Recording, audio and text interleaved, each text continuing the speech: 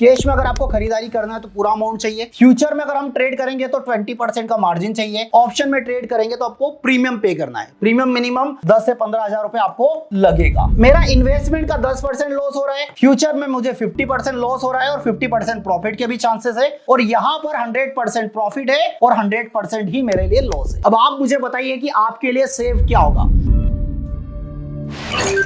Stock market सीखना है, but कहीं ना कहीं कंफ्यूजन बना हुआ है कि किस में स्टार्टिंग करें, कैश में करें, फ्यूचर में करें, ऑप्शन में। ऐसी बहुत सारी टर्मिनोलॉजी हमने सुनी है, बट अभी तक हमको क्लियरिटी नहीं कि शुरुआत कहां से की जाए। चलिए शुरुआत भी करेंगे, बट कहां पर कितना रिस्क है, कहां पर कितना रिटर्न है, वो भी हमको क्लियर नहीं है।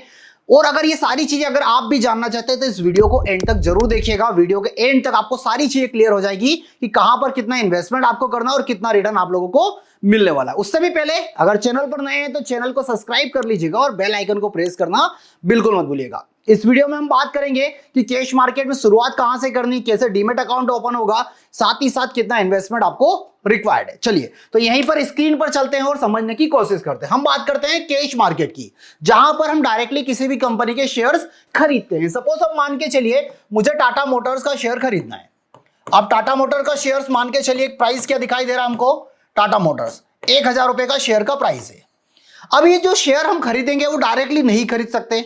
इसके लिए ये क्या होना चाहिए, रजिस्टर्ड होना चाहिए। कहां पर, एक्सचेंज पर, जो कि ऑलरेडी एनएसई और बीएसई पर रजिस्टर्ड है। एनएसई मतलब नेशनल स्टॉक एक्सचेंज और बीएसई मतलब बॉम्बे स्टॉक एक्सचेंज, ये ऑलरेडी रजिस्टर्ड है। अब इसके लिए आपको एक डीमैट अकाउंट की प्रोसेस करनी पड़ेगी। डीमैट अकाउंट आप डिस्क्रिप्शन बॉक्स में लिंक दी है, वहां से ओपन कर सकते हैं, या ऑलरेडी अगर आपके पास है तो उसका भी आप यूज कर सकते हैं। अब 1000 रुपए का शेयर का प्राइस है। अब यहीं पर मान के चलिए मुझे 10 शेयर्स खरीदना है, तो कितना इन्वेस्टमेंट लगेगा, यहीं पर आपका 10,000 रुपीज का आपका इन्वेस्टमेंट लगने वाला है, 10,000 रुपीज का। अब जैसे मार्केट ओपन होता है, मार्केट 9:15 से लेकर 3:30 के बीच में आप कभी भी उस शेयर्स की खरीदारी या बिकवाली कर सकते हैं। ये शेयर्स एक इंट्राडे में, मतलब आज की ही अगर आपने खरीदा और अगर आज की ही आपको इसका प्राइस मिल रहा है 1020, मतलब 1020 रुपए अगर आपको मिल जा रहा है, आप चाहें तो इसको सेल कर सकते हैं। खरीदने के बाद आप चाहें जब 1 सेकेंड, 2 सेकेंड, 10 सेकेंड, 20 सेकेंड या 10 दिन, महीने, सालों, जब तक भी आपको रखना है रख सकते हैं, और जब भी आपको सेल करना है कर सकते हैं, कोई बाउंडेशन नहीं है। अब 1020 पर मैंने वापस सेल कर दिया, तो मुझे यहां पर प्रॉफिट कितना होगा, 1020 पर मैंने बेचा और खरीदा कितने पर था, 1000 रुपए पर। कितना प्रॉफिट हुआ, 20 रुपए का, मतलब 10 शेयर मेरे पास थे तो मुझे 200 रुपए का प्रॉफिट हो रहा है यहां पर। क्लियर है।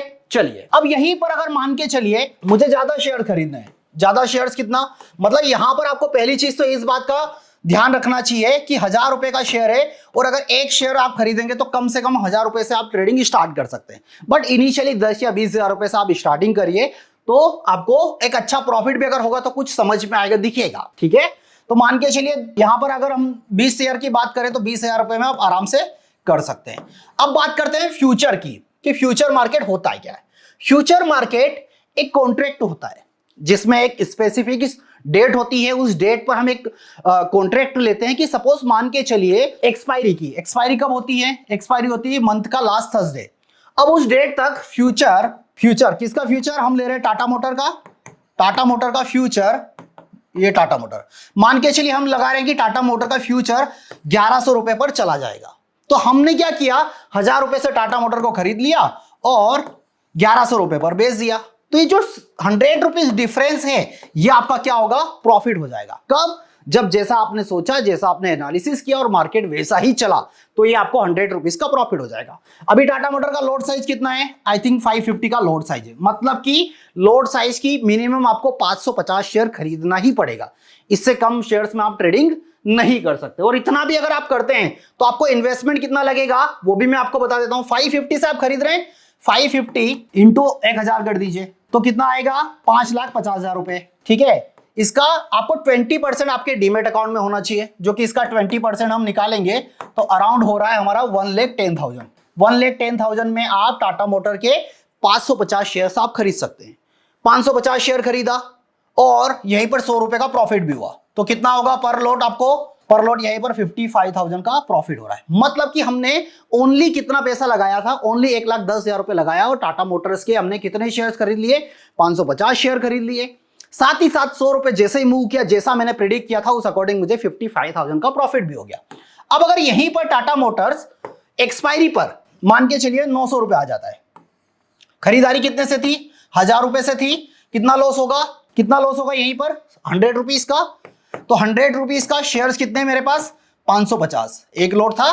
अब यहीं पर मुझे क्या करना पड़ेगा? यहीं पर लॉस भी जो होगा मेरा 55,000 रुपीज का लॉस हो जाएगा। तो ये लॉस मुझे एक्सपायरी के टाइम पर देना पड़ेगा, या ये बोल सकते हैं कि 1,10,000 रुपए आपको डेली आपके डीमेट अकाउंट में मेंटेन करना है। मार्केट पॉजिटिव चला तो कोई दिक्कत नहीं, अगर नेगेटिव गया तो मार्जिन अमाउंट आपको डेली मेंटेन करना पड़ेगा। तो मार्केट क्लोजिंग के बाद आपको कॉल या मैसेज आ जाएगा कि इतना मार्जिन फॉल आपको आ रहा है। ठीक है, तो फ्यूचर में हमारे पास क्या है? एक अनलिमिटेड प्रॉफिट की अपॉर्चुनिटी है और अनलिमिटेड हमारे सामने रिस्क भी। अब बात करते हैं ऑप्शंस की। ऑप्शन में ट्रेड अगर आप करते हैं, ऑप्शन में अगर हम ट्रेड करते हैं तो आपके पास राइट है, आपके पास राइट्स है, बट ऑब्लिगेशन नहीं है। मतलब कैसे? अगर मान के चलिए टाटा मोटर की ही बात करते हैं, 1000 रुपए का शेयर का प्राइस चल रहा है। ठीक है, अब अगर हमने यहां पर एक टोकन अमाउंट देकर ये बीट लगाया, हमने ये राइट्स हमने यहां पर खरीद लिए कि ये टाटा मोटर का शेयर का प्राइस हो जाएगा 1200 रुपए। कितना चला जाएगा? 200 रुपए ऊपर चला गया। कितना अमाउंट हमने यहां पर दिया? यहां पर मान के चलिए मैंने मिनिमम 10,000 रुपए इन्वेस्टमेंट किया था, जो कि मेरा प्रीमियम था। मतलब 10,000 रुपए पे करके मैंने एक टोकन दिया था। आप कोई भी एक बड़ी डील करते हैं, प्रॉपर्टी डील करते हैं, आपने सपोज कोई एक प्रॉपर्टी की डील की और उस प्रॉपर्टी के लिए एक डेट फिक्स कर दी कि 1 महीने के बाद आप रिमेनिंग अमाउंट आप पे करेंगे, या रिमेनिंग आप वो प्रॉपर्टी वो खरीदने वाले हैं।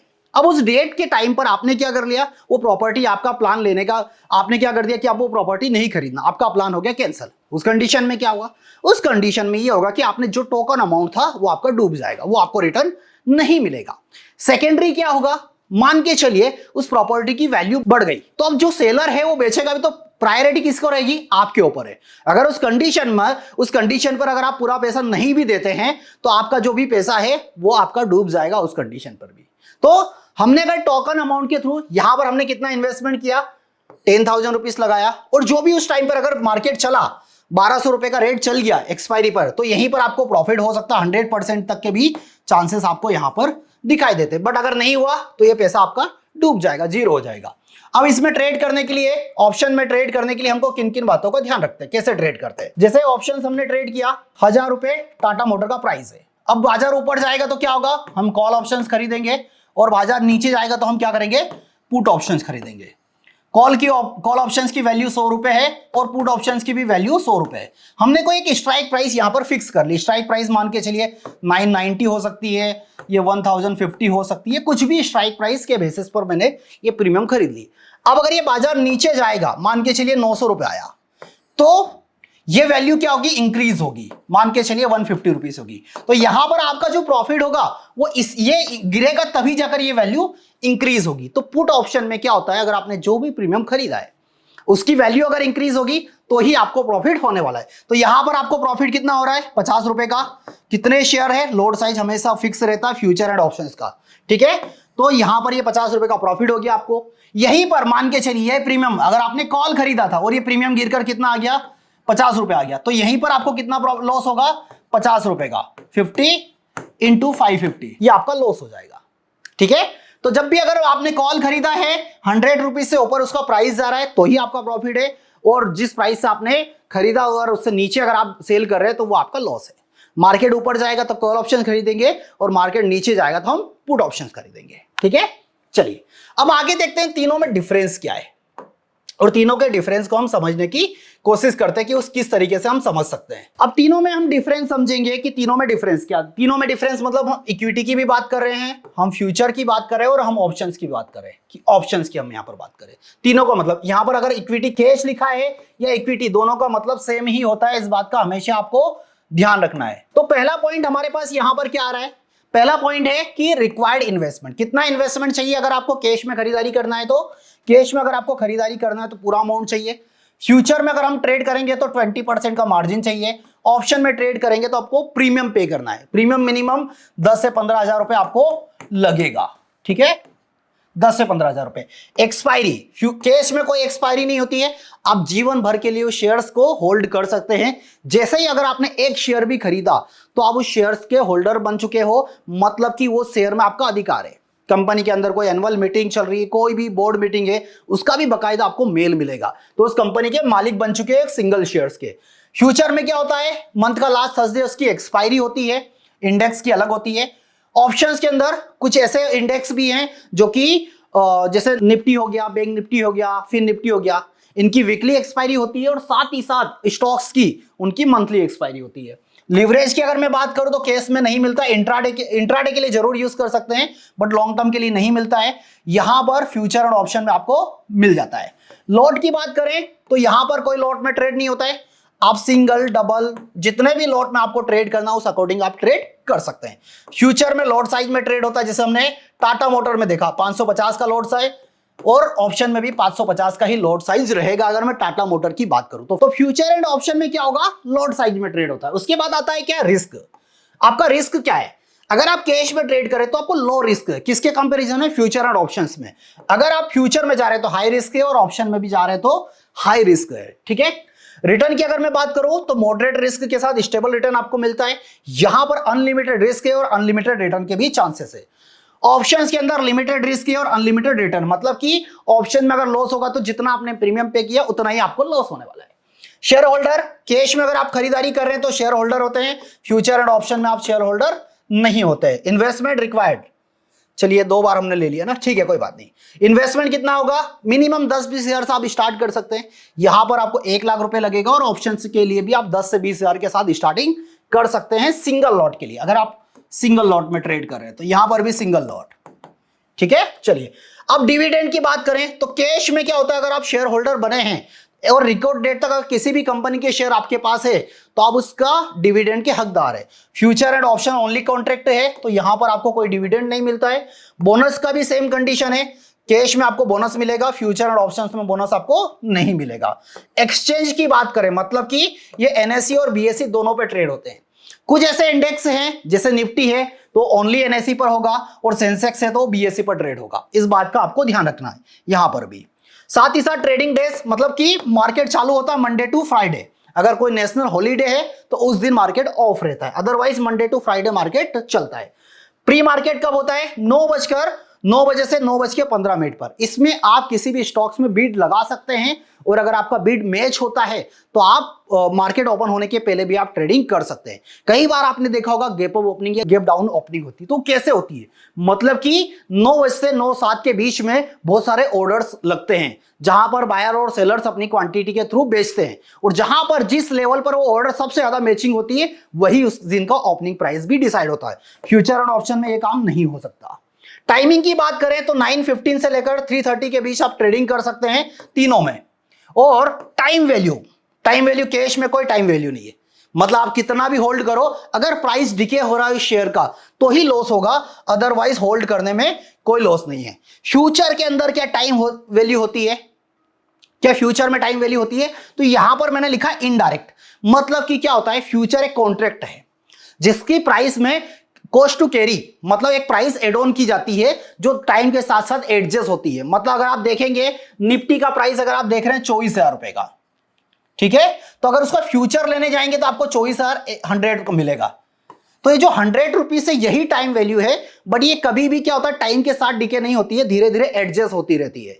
तो ये वैल्यू जो होगी एक्सपायरी के दिन ये क्या हो जाएगी, मार्केट अगर मान के चलिए स्पॉट प्राइस 24,000 है तो फ्यूचर का भी भाव 24,000 पर चला जाएगा। चाहे स्टॉक 1,000 रुपए है टाटा मोटर और उसका फ्यूचर है 1,020 का, तो एक्सपायरी के दिन ये दोनों वैल्यू सेम हो जाती है। कोई ऐसा नहीं कि आज इंक्रीज या डिक्रीज, इस बीच में भी कई बार फ्यूचर की वैल्यू और स्पॉट की वैल्यू एक हो जाती है, कई बार एक होने के बाद फिर से फ्यूचर की वैल्यू एक्स्ट्रा भी हो जाती है, बट ओवरऑल एक्सपायरी के दिन क्या होती है, वो वैल्यूज स्पॉट प्राइस के साथ एडजस्ट हो जाती है।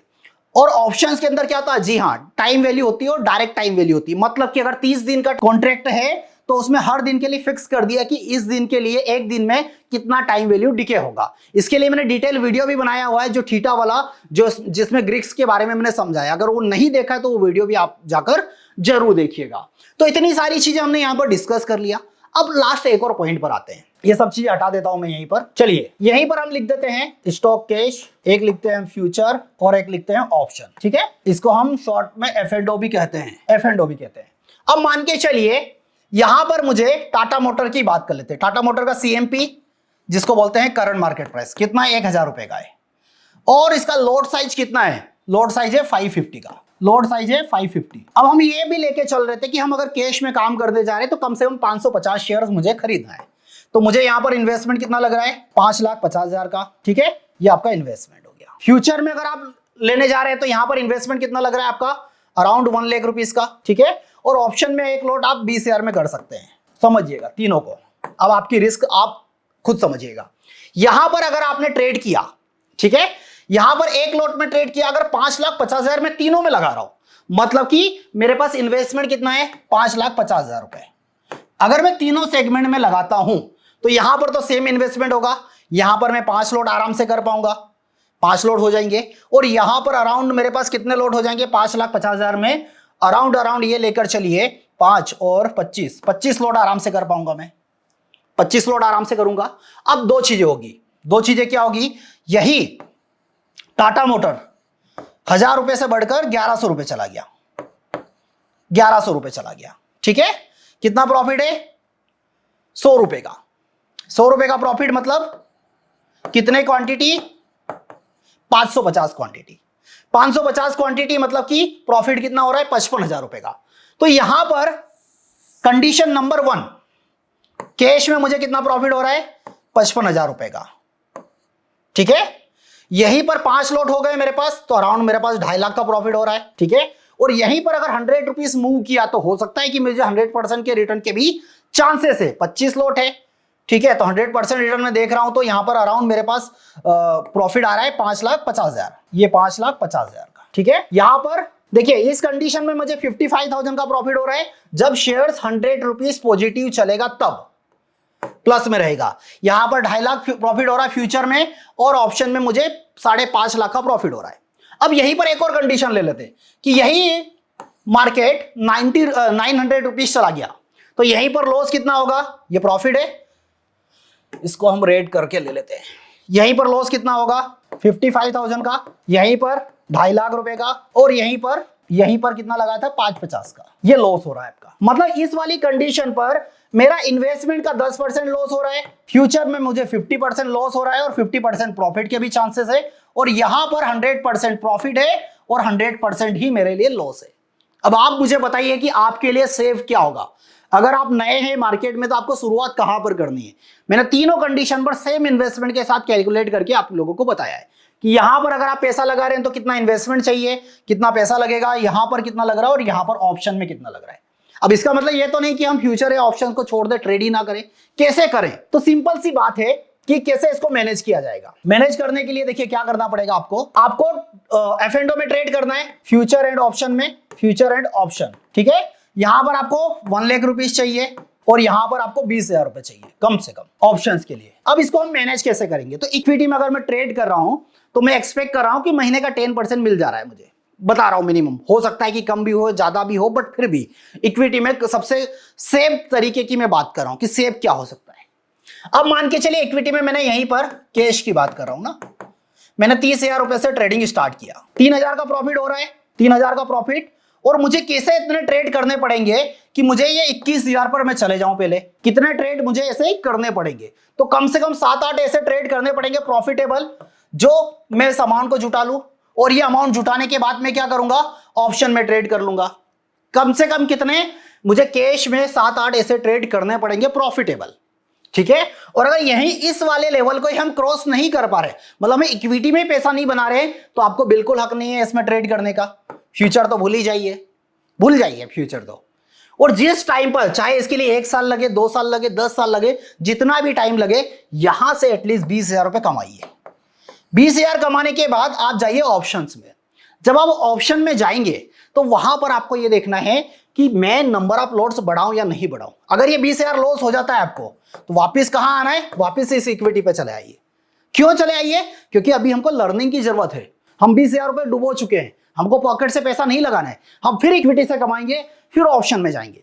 और अगर इस तरीके से आपने काम किया तो लिटरली आप मार्केट में सस्टेन कर जाइए, अदरवाइज आप बाहर हो जाएंगे। अगर आपको 20,000 में प्रॉफिट हो रहा है ऑप्शन में, तो आप नंबर ऑफ लॉट्स भी अगर आपको बढ़ाना है, आपके अंदर कैपेसिटी है, बढ़ाइए प्रॉफिट, इसको 40 करिए, और 40 के बाद आप नंबर ऑफ लॉट बढ़ाइए। और जब यहां से 2 लॉट आपने कर लिए तो कम से कम 6 महीने आप इस दो दो लॉट में ट्रेड करिए और जो प्रॉफिट होगा वो प्रॉफिट को वापस के इक्विटी को दे दीजिए, यहां पर इन्वेस्टमेंट कर दीजिए लॉन्ग टाइम के लिए, समझ रहे। और जब 1 लाख के आसपास पहुंच जाए तब फ्यूचर में चले जाइए, 1 लाख 1.5 लाख 2 लाख चले जाए तब फ्यूचर के बारे में सोचिएगा।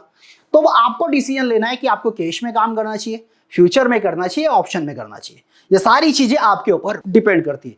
आपको इतना यहां ये वीडियो देखने के बाद इतना समझ में आ जाएगा कि आपको लर्निंग करना चाहिए या एडवाइजरी से कॉल लेना चाहिए या फिर किसी के भरोसे ट्रेड कर लेना चाहिए, क्या करना चाहिए। इतना मैं दावे के साथ कह सकता हूं कि अगर यहां तक एंड तक आपने देखा होगा तो आपको सारे कॉन्सेप्ट क्लियर हो चुके होंगे।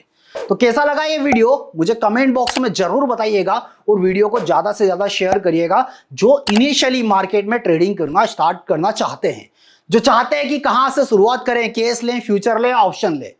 और अगर आप भी ऑप्शन में ट्रेडिंग करते हैं और ये गलतियों के कारण अगर आप भी बहुत एक हैवी लॉस कर चुके हैं तो मुझे कमेंट बॉक्स में जरूर बताइएगा। और अगर अभी तक आपका डीमेट अकाउंट ओपन नहीं है तो डिस्क्रिप्शन बॉक्स में लिंक दिए, वहां से इस लिंक पर क्लिक करके अपना डीमेट अकाउंट भी ओपन कर सकते हैं। तो उम्मीद करता हूं कि इस वीडियो से बहुत कुछ सीख आप लोगों को मिलेगी। फिलहाल मेरी तरफ से आज के लिए इतना ही।